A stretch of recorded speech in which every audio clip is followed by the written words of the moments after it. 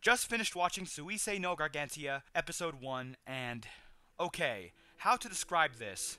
Okay, the main gist is that in the future, humanity is at war with an alien race called the Hidias, and they kinda look like a cross between flowers and snails, and I'll get to that in a little bit.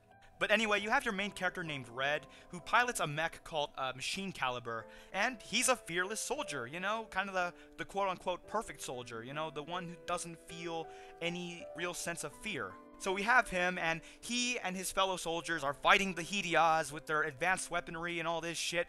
That is until their mission kinda flops, and they have to retreat. But as he's retreating, let's just say that there are complications, and he ends up getting sucked into a black hole, or a wormhole, or whatever the hole that thing is supposed to be. And then he awakens in a weird place with humans, but they seem a little primitive, if you want to put it like that. They speak a different language, they have primitive weaponry, and everything looks rusted as all hell. While we are here, we are introduced to another main character named Amy, who's this, you know, delightful girl with a squirrel for a companion, and, well, let's just say that Red decides to kidnap her as he tries to escape. And he does this while questioning where the hell he is, and the show pretty much paints a question mark from there. Did he travel through space? Did he travel through time?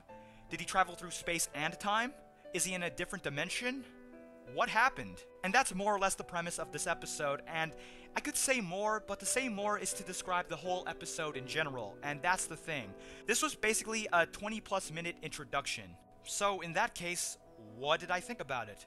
I actually liked this episode. It set up the characters, it set up the world that we may see more of, and even as an introduction to what could probably be a more expansive narrative, there's enough to talk about. The fact that Red ended up on Earth when it shouldn't officially be there heavily suggests that he traveled through space-time. So we have probable time travel. But then you get to the Hidias, and I have to question this. Okay, so the Hidias comprises of giant flowers and cyber snails that shoot laser beams, and they are humanity's enemy.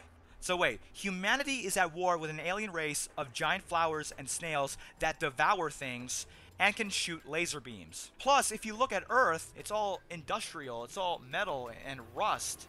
There's a weird subtext going on. Now, I never read the source material, and I don't want to be spoiled, but I could have swore that this is going for an environmental message. Again, I never read the source, but I wonder if that's the case. Remember, children, if you don't treat flowers and snails with respect, they will rebel, and they will kill you with their laser beams. But hey, that's just my guess.